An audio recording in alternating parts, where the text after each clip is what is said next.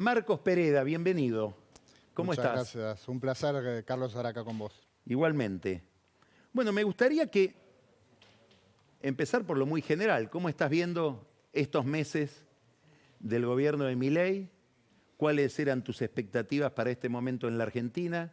¿Cómo confrontan esas expectativas con lo que estás viendo? Bueno, si empezamos con la foto de arranque y lo que es hoy,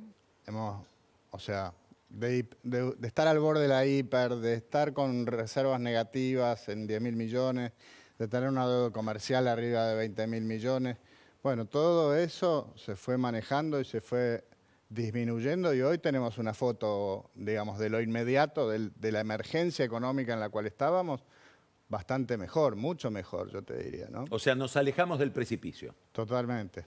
Si querés, además, algo importante, si bien no fue bien en el Congreso, bueno, y ahora está en duda lo del DNU, pero el rumbo que marcan estos eventos, estas cuestiones, es realmente muy evaluado, yo creo, es muy importante, ¿no? Y bueno, ¿En qué sentido? en el sentido de que es la manera en que los países salen adelante, haciendo lo que Milei está proponiendo. Yo creo que es un tema muy contundente, cómo ha marcado el rumbo, cómo se ha de alguna forma manifestado con las distintas acciones que ha venido haciendo con mucha contundencia, ¿no? Y con mucha sabiduría de alguna forma, ¿no? Yo empiezo a ver, inclusive en políticos muy ligados a Milei, alguna preocupación por la capacidad de implementación de todo esto. Estamos de acuerdo. ¿Cómo Bueno, ves vos eso? ¿Qué te da confianza y qué te hace dudar? yo lo pondría de esta forma. Si nosotros estuviéramos en un barco navegando y teniendo que cruzar el Río de la Plata, hoy hay una tempestad. Pero además teníamos un incendio en la sala de máquinas. El gobierno se está ocupando del incendio de la sala de máquinas. Mientras tanto, seguimos navegando como podemos con el barco a semiflote. Lo importante es cómo se engancha desde una bajada drástica de la inflación que tiene que ocurrir de acá hasta mediados de año, por lo menos para llegar, si querés, a un dígito, para que eso sea el motor de un arranque, de salir de una depresión que ya llevamos desde el 2012, creo. Entonces, a ver, Argentina tiene que arrancar y crecer porque si no, esto por más que apaguemos el fuego de la sala de máquinas, no vamos a llegar al otro lado, tenemos que llegar al otro lado. Entonces el desafío es, a ver, demos señales claras de que realmente la Argentina está en un cambio profundo. La ley ómnibus, A el ver, DNU, ¿cuáles serían? las señales claras Sí. son la de desburocratización generalizada, el Estado retirándose del sector privado y dejando que el sector privado haga su despegue, su arranque, digamos, lo que sería despertar las fuerzas productivas del país, ¿no? Eso es lo que tiene que suceder. Y para eso necesitamos mensajes claros y contundentes, y que se sepa que se van a mantener en el tiempo, ¿no? Por eso la ley de ómnibus era tan importante, por eso tiene que ganar en diputados, y por eso lo del 25 de mayo, los 10 puntos, son claros y contundentes. Cuando vos ves a la oposición, a los gobernadores, etcétera, no te hablo de la oposición más ideológica, sino a los que tienen responsabilidades de gobierno, ¿qué estás mirando? Y la verdad Me que estoy preguntando, me parece muy difícil que se pueda lograr una ley sin un acuerdo con esa gente. estamos de acuerdo. Bueno, lo importante es que todos entendamos que estamos al borde de un precipicio y seguimos al borde del precipicio. Acá las dificultades siguen. Que podamos controlar la inflación, de que se puedan bajar, de que se pueda reconstituir las reservas, son un montón de hechos concretos que hacen a la emergencia, pero tenemos que dar la señal de que realmente queremos salir de un lugar donde no ha habido crecimiento en 12 años. Y eso se hace con mensajes de lo que estamos hablando. Yo creo que, respondiendo a tu pregunta, falta un poco más falta que se jueguen más los políticos, porque esto realmente es una emergencia y es realmente muy importante. ¿Qué Yo no sería sé si lo jugarse están viendo. más? Jugarse más es acompañar en algo que sabemos que es la única salida que tiene nuestro país. ¿Cuánto te preocupa el costo social que puede tener todo esto? Y es, Que es lo que inhibe a muchos políticos a decir yo me entrego a esto y acompaño plenamente. sí, pero lo hemos escuchado. A ver, ¿qué alternativa tenemos? El costo social, o sea, no nos queda otro camino que el sufrimiento. Pero cuanto antes hagamos las cosas, cuanto más recto sea nuestra vocación al rumbo, mejor, menos sufrimiento habrá. Entonces, desde ese lugar es donde uno dice, hagamos las cosas lo más rápido posible, porque esto se nos viene el agua encima. Cuando vos escuchás a tus colegas empresarios, después quiero hablar del campo específicamente, pero en general el empresariado, por ejemplo en el CICIP, Sí. ¿qué escuchás que están mirando? ¿Qué ves que está pasando? Bueno, yo creo que hay coincidencia con esto y sabemos desde el lado de las empresas que hay que finalmente tener, o sea, necesitamos competitividad, necesitamos abrirnos al mundo, necesitamos seguridad jurídica.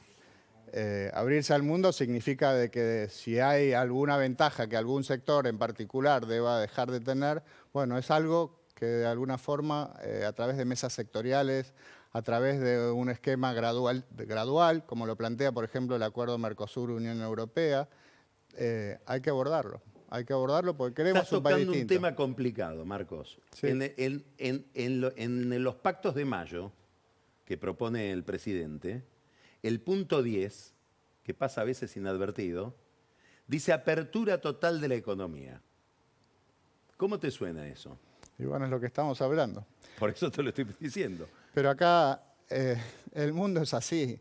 Si no nos abrimos, Cuando ves el empresario argentino, ¿cómo lo mirás a la luz de ese problema? yo creo que todo el empresariado sabe y que lo que verdaderamente hay que hacer y definitivamente tenemos que hacer si queremos salir adelante es reconocer esto y claramente no queremos eliminar, no queremos que se determinen las empresas, tenemos que hacerlo gradualmente, tenemos que darle la posibilidad a cada sector a que se reconvierta y que se vuelva competitivo. Pero no es solo una cuestión de la empresa, porque también es cuestión de la cantidad de cargas de todo tipo fiscales que tienen las empresas. También Bueno, es el una punto cuestión 3 dice disminuir al 25% el peso del Estado en el PBI, va de la mano.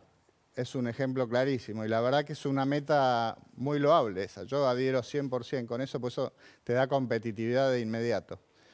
Vos pensás que toda la carga del Estado recae sobre el sector privado. O sea, nosotros hoy tenemos que estar produciendo para bancar 42% del producto. 42 si no es un poco más hoy en día, ¿no? El peso del Estado en la economía. Claro.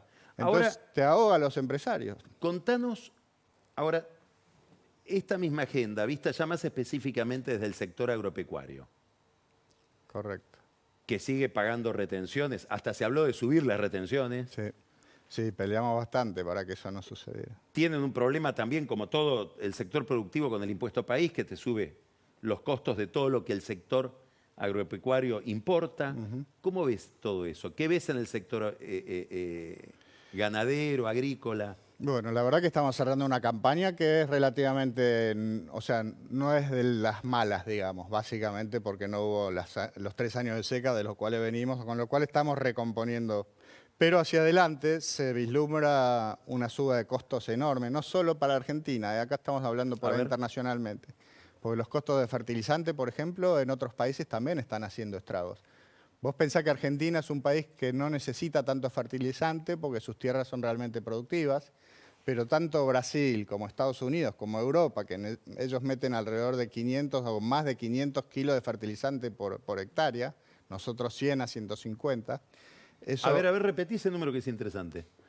la producción argentina tiene tierras tan calificadas, tan fértiles, que nuestro promedio está entre 100 y 150 kilos de fertilizante entre urea y fósforo. En lugares como Brasil o más en el hemisferio norte, Estados Unidos y Europa, esas cantidades se triplican.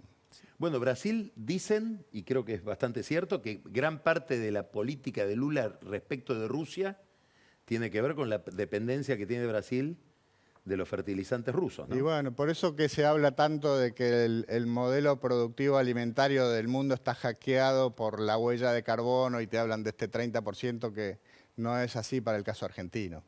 O sea, entre siembra directa y menor uso de fertilizante, e incluso buenas prácticas en términos de coberturas, etcétera, la agricultura argentina está, yo te diría, con una huella de carbono ANCAR, como digamos. Ahora, uno mira un productor agropecuario en la Argentina que está ligado a la exportación.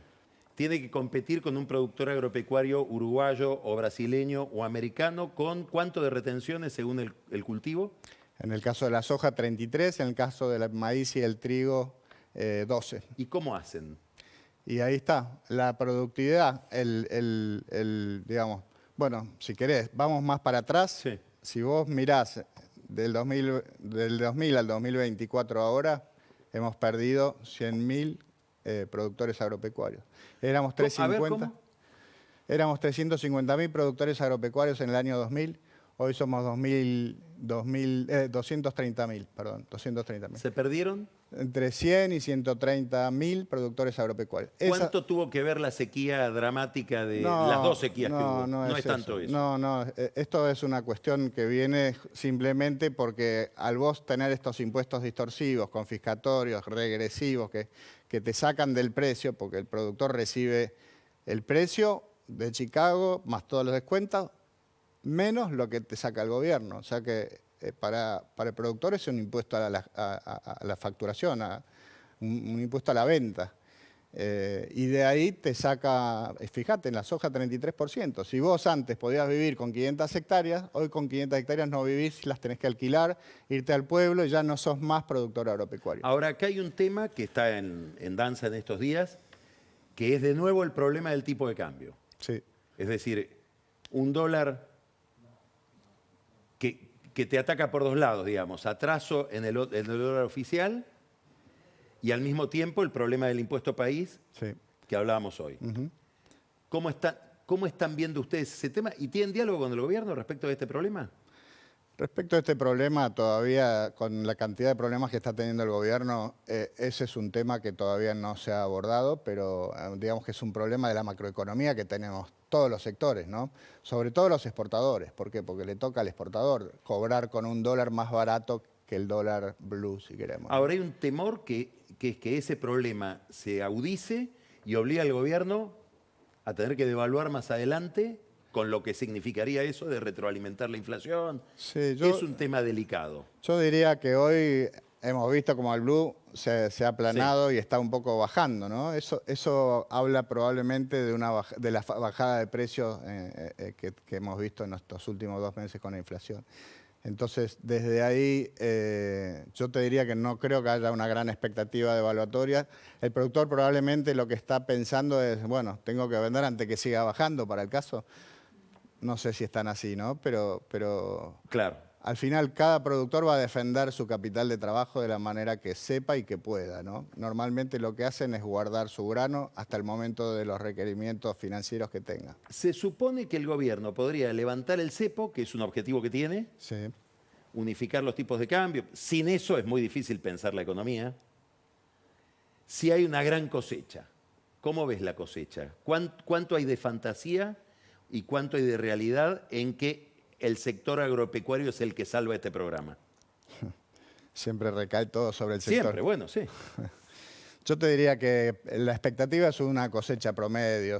130 millones de toneladas anuales es lo que se espera, yo calculo. ¿Y vos crees que el gobierno tiene una visión realista de eso o espera más? No, realista. Ahí está todo el Ministerio de Agricultura, hay mucho conocimiento del tema y ellos realmente tienen los datos. ¿Con el equipo estás conforme en lo Sí. que tiene que ver con ustedes? Yo creo que sí, estamos recién empezando, tenemos muchos desafíos por delante, pero tenemos excelente diálogo. Ahora te llevo a otro tema que es conflictivo de estas horas. Kicillof que dice, bueno, me salvo con aumento de impuestos y un gran impuestazo a la provincia de Buenos Aires. Sí. Y Espert que dice, y medio que Milei lo acompaña, rebelión fiscal. ¿Y cómo te paras ahí? ¿O cómo se para la rural? Bueno, déjame ponerme primero el sombrerito de productor agropecuario, porque cuando uno ve esos aumentos, la verdad es que saltás de bronca de acá hasta el techo, ¿no? Como productor agropecuario. ¿Por qué? Y porque estamos... ¿Qué significa este aumento en números? Es un aumento confiscatorio, estamos hablando de 300%, 400, 500, depende de cuál es tu distrito, tu región, ¿no? Pero dentro de la provincia hay variados aumentos, pero son realmente notorios. Entonces, claramente están por encima de la inflación y bueno, y eso al productor que ya viene completamente sensibilizado con el tema de impuestos, que le venga otro impuesto más desorbitante, totalmente injustificado, te hace saltar por el techo. Y la verdad es que tanto Espert como Milei se han sensibilizado correctamente con el productor agropecuario. Ahora, si vamos, me pongo el sombrero de la rural, ¿qué podemos hacer al respecto? Y la verdad que lo que estamos buscando es lo que se llama un class action o un juicio colectivo para tratar de proteger. Ir a la justicia. Exacto. Es algo que no está del todo claro si se puede hacer, pero estamos en eso, buscando la Tu solución. papá fue presidente de la Rural entre, creo, 72, 73 y 78. Hasta el 78 creo que sí. Sí. Le tocó también, es interesante la historia, ¿no? Sí. Rodrigazo, digamos, tocó una todo. escena bastante Yo era muy parecida, chiquito, no me acuerdo que mucho. habla de cómo la Argentina no ha salido de sus viejos problemas. Lamentablemente. 6 años presidente de la Rural, tu papá. ¿Y a vos te gustaría presidir la Rural? ¿Heredarlo en alguna medida de esa manera? Yo no sé si lo pondría como herencia.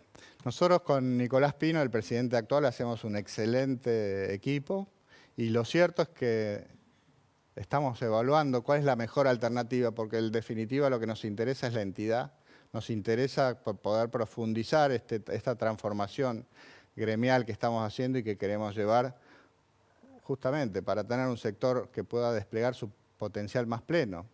Por ejemplo, si te digo esto de los 100.000 productores, si te digo, por ejemplo, que nosotros podríamos estar produciendo 50 millones de toneladas más de grano, si te digo que podríamos estar tratando, si sumás todas las distintas actividades del sector agropecuario, podríamos estar trayéndole en forma de divisas por exportación 40.000 millones de dólares más al país. Bueno, todas esas cosas son contundentes. ¿Y por qué no lo estamos haciendo? Y bueno, porque necesitamos un gremialismo más fuerte y queremos una sociedad rural potente. Esa es nuestra meta, ese es nuestro objetivo. Última pregunta. Estamos a un mes, 2 meses de las elecciones del año que viene, del 25, ¿no? Sí. Las de medio término. ¿Cómo te imaginas la Argentina en ese momento y cómo te lo imaginas al gobierno? Justo estábamos conversando eso hace un ratito. Lo cierto que yo soy... Sé realista, porque te veo muy entusiasmado. Soy normalmente de aquellos que ven el vaso con el agua llena siempre. Me gusta, aunque después me decepcione. A mí me gustaría ver un país... Uno es lo que me imagino, otro es lo que gustaría, ¿no? Me gustaría ver... No, lo que imaginas. Lo que imagino es que va a haber grandes dificultades, porque la verdad que, como dijiste bien, el aspecto social no es menor. Me imagino que toda la dirigencia argentina va a tener que hacer un enorme esfuerzo para canalizar y unificar este discurso, porque es inevitable, no hay otras alternativas. La alternativa es que el sector privado argentino eche a girar la rueda productiva, empiece a crecer. Y eso se hace con las condiciones adecuadas: competitividad, seguridad jurídica y, como dijimos, apertura al mundo. Marcos, muchas gracias. Un gusto, La un seguimos. placer, Carlos. Un placer, gracias. Vamos a un corte y recibimos a Daniel Vilota y a Pancho Olivera. Vamos a tratar con ellos 2 dimensiones del mismo problema. El problema del narcotráfico, que es un actor que está mutando, que nos inquieta, su rostro en Rosario, su rostro en la provincia de Buenos Aires. Ya volvemos.